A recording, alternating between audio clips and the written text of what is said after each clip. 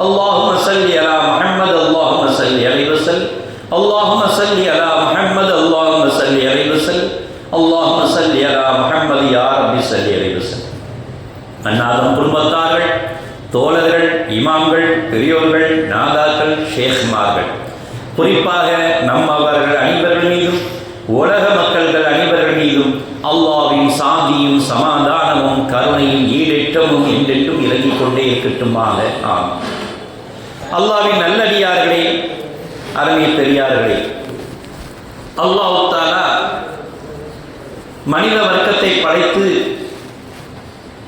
அவனுக்கு தேவையான வஸ்துக்களை அளித்து உயர்வான பெருமானார் ரசூலை கரீம் ஸல்லல்லாஹு அலைஹி வஸல்லம் அவர்களை உம்மத்தை ஆக்கி உயர்வுபடுத்திய அல்லாஹ்வை எல்லா புகழும் புகழ்ச்சியும் உண்டாகட்டுமாக.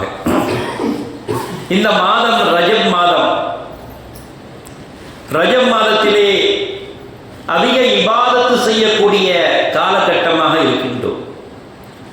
தொழுகையாக இருக்கட்டும், நோம்பாக இருக்கட்டும், பல பல வணக்கங்களாக இருக்கட்டும், திக்ராக இருக்கட்டும், இறைவனை நினைத்து நினைத்து வணங்கக்கூடிய மாதமாக இருந்து கொண்டிருக்கின்றது. இது இறைவனுடைய மாதம்.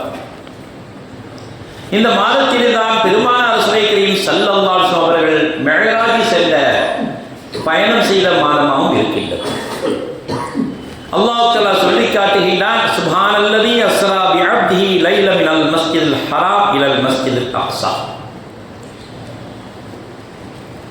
மஸ்ஜிதுல் ஹராமிலிருந்து மஸ்ஜிதுல் அக்ஸா வரையும் ஒரு இரவில் நபிகளாரை அழைத்துக் கொண்டான், பயணம் ஏற்றிக் கொண்டான் என்று அல்லாஹ் தஆலா இந்த ஆயத்திலே சொல்லி காட்டுகிறார். ஆரம்பத்தில் என்ன சொல்கின்றான்? சுப்ஹானல்லதி என்ற வார்த்தையை போடுகின்றான். ஒவ்வொரு விஷயத்தையும் நாம் ஆச்சரியமான விஷயமாக இருக்கட்டும், சுப்ஹானல்லாஹ் என்று சொல்வோம் அல்லவா? ஒரு அற்புதமான விஷயமா இருக்கட்டும், சுப்ஹானல்லாஹ் என்று சொல்வோம். எந்த விஷயமா இருக்கட்டும், அவனை புகழ்வதுதான் சால சிறந்தது. சுப்ஹானல்லாஹ். அதே போலதான் அல்லாஹ் தஆலா இந்த ஆயத்திலே சுப்ஹானல்லதி என்று சொல்லி இவ்வளவு பெரிய அத்தாட்சிகளை நமக்கு காட்டுகின்றான். மேராஜுடைய நிகழ்ச்சிகளை, இது அல்லாஹ்வுடைய அற்புதம் என்பதை காட்டுவதற்காக வேண்டி அந்த ஆயத்திலே சுப்ஹானல்லதி என்று அல்லாஹ் தஆலா போட்டு உயர்வாக்கி காட்டுகின்றான். இது என்னுடைய அத்தாட்சிகளில் ஒன்று. நடத்தக்கூடாத விஷயத்தை நடத்தி காட்டக்கூடிய வல்லமை பெற்றவன் நான் என்று அல்லாஹ் தன் ஆயத்திலே சொல்லி காட்டி, அந்த ஹவுல் எல்லா இடங்களிலும் நான் பரக்கத்து புரிந்ததா ஆக்கினேன். மஸ்ஜிதே அக்ஸாவா இருக்கட்டும், மஸ்ஜிதே ஹராம் மக்காவா இருக்கட்டும், இரண்டு இடங்களிலும் அல்லாஹ் தஆலா பரக்கத்து புரிந்ததாகவும் ஆக்கியிருக்கின்றான். ஆக சிலர்கள் சொல்வார்கள், இது கனவில் தோன்றியது, நினைவில் தோன்றியது அல்ல. கனவில் தோன்றியது இருந்தால் அங்கேதானே தொழுகை நமக்கு கடமையாக்கப்பட்டது. கனவிலே அல்லாஹ் தஆலா தொழுகையை கடமையாக்கினால் அந்த தொழுகையை நாம் ஏன் தொழுக வேண்டும்? கனவுல கடமையாக்கியிருக்கான். கனவுல கடமையாக்கிறது ஏன் நாம் கஷ்டப்பட்டு தொழுக வேண்டும் என்று மக்கள் எல்லாம் பொடுபோக்காகி இருப்பார்களே. இது கனவல்ல, நினைவு. ஆகவே தான் சுப்ஹானல்லதி என்று அல்லாஹ் போட்டு காட்டியிருக்கின்றார். இது என்னுடைய அத்தாட்சி. நான் ஒரு நொடியில் என்னுடைய ஹபீபை என்னுடைய இடத்திலே அழைத்து எல்லா இடத்தையும் சுட்டி காட்ட வைப்பேன் என்று அல்லாஹ் தஆலா சொல்லி காட்டினார். வஹுவ ஸமீஉல் பஸீர் என்று சொல்லி காட்டினார். வஹுவ ஸமீஉல் அலீம் என்று அல்லாஹ் சொல்லி காட்டியிருந்தார். இந்த இடத்திலே ஆயத்தில் என்ன சொன்னான்? வஹுவ ஸமீஉல் பஸீர் என்று சொல்லி காட்டினார். நான் பரிபூர்ணமாக கேட்கக்கூடியவன், பார்க்கக்கூடியவன். அவனுக்கு மட்டுமல்ல, என்னுடைய ஹபீபையும் கேட்க வைத்தேன், பார்க்க வைத்தேன் என்ற ஒரு வார்த்தையை அங்கே சேர்த்திருக்கிறார். நான் மட்டுமல்ல, அனைத்தையும் கேட்பேன். மலையின் அடிவாரத்தில் இரவு நேரத்தில் அடர்ந்த காட்டிலே ஊர்ந்து செல்லக்கூடிய கட்டெருமையும் பார்ப்பேன், கட்டெருமை காலோடைய யோசனையும் கேட்பேன் என்று அல்லாஹ் சொல்லி காட்டினான். நம்மளால் பார்க்க முடியுமா? இந்த ஓரத்தில் என்ன எறும்பு போகுதுன்னு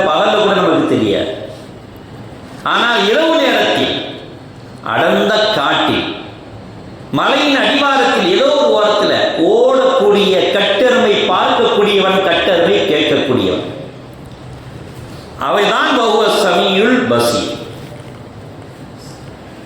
நான் மட்டுமல்ல, என்னுடைய ஹபீபையும் கேட்க வைத்தேன், பார்க்க வைத்தேன் என்ற வார்த்தையை அங்கே போட்டு காட்டியிருக்கின்றார்.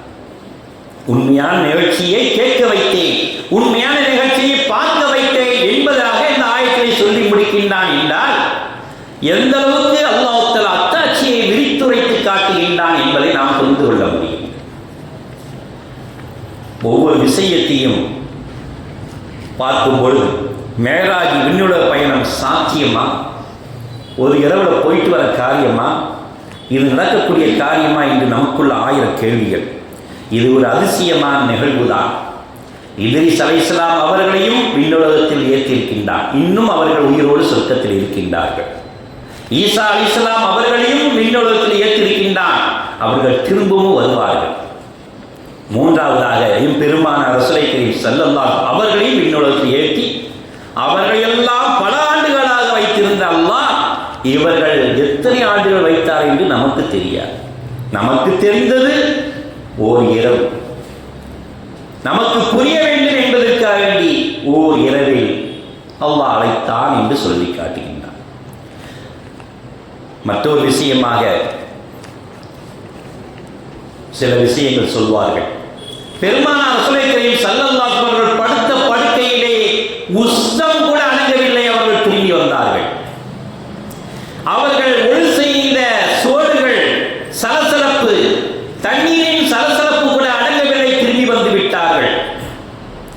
அவர்கள் பூட்டி சென்ற பூட்டு லாக்கு அது ஆடிக்கொண்டே இருந்தது. அது ஆடி அடங்குவதற்குள் வந்து விட்டார்கள் என்று சொன்னால் எப்படி சாத்தியம்? தண்ணீர் சலசலப்பு அடங்குவதற்கு முன்னாலே போயிட்டு வந்துவிட முடியுமா?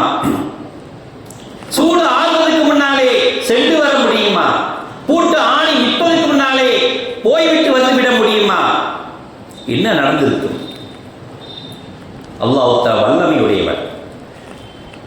அல்லாஹ் அசையாமல் இந்த பூ உலகம் அசையாது. அல்லாஹ் அசைந்தால் இந்த அகிலமும் அசையும் என்பதை சொல்லி காட்டுகின்றார். என் பெருமானார் ரசூலை கரீம் ஸல்லல்லாஹு அலைஹி மேராஜுக்கு அழைத்து எத்தனை நாட்கள் காட்டி என்னென்ன விஷயங்கள் நான் படைத்திருக்கின்றேன், அற்புத ஆற்றல்களை எல்லாம் படைத்து அதுவரையும் பூமியை நிறுத்தி வைத்திருக்கலாம் என்று சொல்லி காட்டியிருக்கின்றார். அதுவரையும் பூமியை நிறுத்தி வைத்திருக்கலாம். எத்தனை ஆண்டுகள் என்று நமக்கு தெரியாது. அவர்கள் வருகின்ற வரையில் பூட்டு அப்படி நின்றது. வந்து இறங்கினோட அது திரும்பவும் அசைந்தது. சலசலப்பு அப்படி நின்றது. திரும்ப பூமிக்கு வந்த உடனே அந்த சலசலப்பு ஓய்ந்தது. சூடு அப்படி நின்றது. அவர்கள் வரும் வரையும் சூடு ஆறாமல் இருந்தது. ஏனால் பூமி இயங்காமல் அல்லவா இருந்திருக்கின்றது. அவன் அசைத்தான் இந்த பூமி அசையும். அல்லாஹ் அசைத்தால் தான் அகிலமே அசையும். எத்தனை ஆண்டுகள் அசையாமல் வைத்திருப்பான் என்று அவனுக்குத்தான் தெரியும். ஆனால் விஞ்ஞான உலகங்கள் ஆச்சரியமாக பார்க்கின்றன. சூரியன் 9,30,00,000 தொலைவு, அதைவிட 9 மடங்கு பெருசு நட்சத்திரம். அது அதைவிட தொலைவு. சூரியன் ஒளி பூமியை வந்தடைய 8 நிமிடங்கள் ஆகின்றன. சூரியன் உதிச்ச உடனே பூமியை வந்து அடைய 8 நிமிடங்கள் ஆகின்றன. ஆனால் நட்சத்திரமுடைய ஒளி பூமியை வந்து அடைய 4.5 மாதங்கள் மேலாகின்றது. அப்ப எவ்வளவு தூரம்? இந்த தூரங்களை, இவ்வளவு தூரங்களை கடந்து பெருமானார் ரசூலை கரீம் ஸல்லல்லாஹு அலைஹி அவர்கள் அசைந்து முடிவதற்குள் சென்று வர முடியுமா என்பதுதான் பல ஆச்சரியமான கேள்வி. ஆனால் அவன் சொல்லிவிட்டான், சுப்ஹானல்லதி, ஒரு ஆச்சரியமான ஒரு விஷயம் நடந்தால் சுப்ஹானல்லாஹ் என்று சொல்லி காட்டி, இந்த விஷயத்தை சொல்லி காட்டினான் என்றால் அதுதான் அற்புதமான நிகழ்ச்சியாக இருந்து கொண்டிருக்கின்றது. ஏனென்றால் நரகத்தை படைத்ததை பார்த்தார்கள், சொர்க்கத்தை படைத்தார்கள், இறை தரிசனத்தை அடைந்தார்கள், ஹவுல் கௌசரை எல்லாம் பார்த்தார்கள், நன்மை தீமைகளை எல்லாம் பார்த்தார்கள், 7 வானங்களையும் சந்தித்தார்கள், பைத்துல் அக்ஸா பள்ளிவாசலின் அனைத்து நபிமார்களுக்கும் இமாமாக என்று தொழ வைத்தார்கள். மறுமையிலே எல்லா நபிமார்களையும் சந்தித்து உறவாடி இருக்கின்றார்கள். ஒவ்வொரு வானத்திலும் நேரம் நீண்டு முன்னேறிக் கொண்டே இருக்கும். ஆகவே சுருக்கமாக ஒவ்வொரு வாரத்திலும் ஒவ்வொரு நபிமார்களையும் சந்தித்து சலாம் உரைத்தார்கள். இவ்வளவு நடக்கின்றது. எப்படி? படுத்த படுக்கையிலே சூடு ஆறுவதற்கு முன்னால் நடக்கக்கூடிய சாத்தியமா? ஆகவே தான் நாம் விஞ்ஞானிகள் மூலமாக சொல்லி காட்டுகின்றோம். மக்களுக்கு, அந்த காலத்தில் புரியாத மக்களுக்கு இவ்வளவுதான் வழங்க வைக்க முடியும் என்று அல்லாஹ் தஆலா ஒரு வரைமுறை ஆக்கியிருக்கின்றான். அவன் அசைந்தால் தான் பூமி அசையும். அதுவரையும் அசையாமல் கண்டுகளித்தார்கள் பெருமானார் ரசூலை கரீம் ஸல்லல்லாஹு அலைஹி அவர்கள் சொல்லி காட்டினார். ஒரு விஞ்ஞானி சொல்லி காட்டுகின்றார், ஒளியின் வேகத்தில் பயணிக்கின்றவர்களுக்கு காலம் என்பது இயங்குவதில்லை என்று சொல்லி காட்டினார். ஒளி வேகத்தில் போறவங்களுக்கு காலம் இயங்காது என்று 19ஆம் நூற்றாண்டில் விஞ்ஞானி ஐன்ஸ்டீன் என்று கூறி காட்டினார். காலம் எங்க? பெருமானார் ரசூலை கரீம் ஸல்லல்லாஹு புராக் வாகனத்தில் செல்லும் பொழுது காலம் இயங்கி இருக்குமா? இயங்கி இருக்கா, நிப்பாட்டப்பட்டிருக்கும் என்று சொல்லி காட்டியிருக்கின்றார். அப்படி சுத்தி பார்க்கப்பட்டவர் தான் பெருமானார் ரசூலை கரீம் ஸல்லல்லாஹு அலைஹி வஸல்லம். இந்த மேராஜ் பயணம் பல படிப்பினைகளை நமக்கு கற்றுத் தந்திருக்கின்றது. 50 வக்து தொழுகையையும் 5 வக்தாக குறைத்து இந்த 5 வக்தையும் பரிசாக்க பெற்றுத்தந்த வரம் தான் இந்த மேராஜுடைய பயணம். அல்லாஹ் கொடுத்த வரம், மனிதனுக்கு அற்புதமான வரம். 5 வக்து தொழுகையை பரிசாக கொடுக்கப்பட்ட இந்த நாள் பெருமானார் ரசூலை கரீம் ஸல்லல்லாஹு அலைஹி அவர்கள்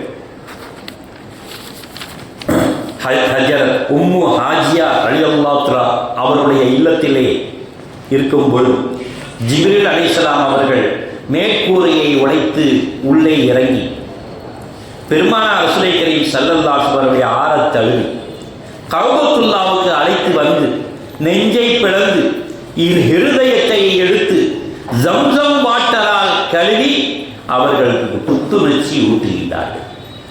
சொர்க்கத்திலே ஹவுலுல் கௌசர் தண்ணீர் இருக்கின்றது. சுவனத்து உயர்ந்து நீர் தாடகை தஸ்ரீம் நதி ஓடிக்கொண்டிருக்கின்ற அந்த தண்ணீரை கொண்டு கழுவவில்லை, ஹவுலுல் கௌசரை கொண்டு கழுவவில்லை. மாறாக இந்த உலகத்திலே இருக்கக்கூடிய ஜம்சம் வாட்டரை கொண்டே கழுவி அந்த தண்ணீரை ஜம்சம் தண்ணீரை ஊற்றுகின்றார்கள். பல நோய்களை தீர்க்கக்கூடியது ஜம்சம் வாட்டர்.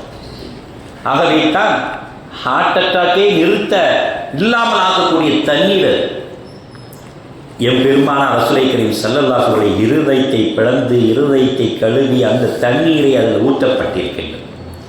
ஆகவே தான் காய்ச்சல் குணமாகின்றது, பல வியாதிகள் குணமாகின்றது. ஏன் குணமாகின்றது அது அப்புறம் பார்க்கலாம்.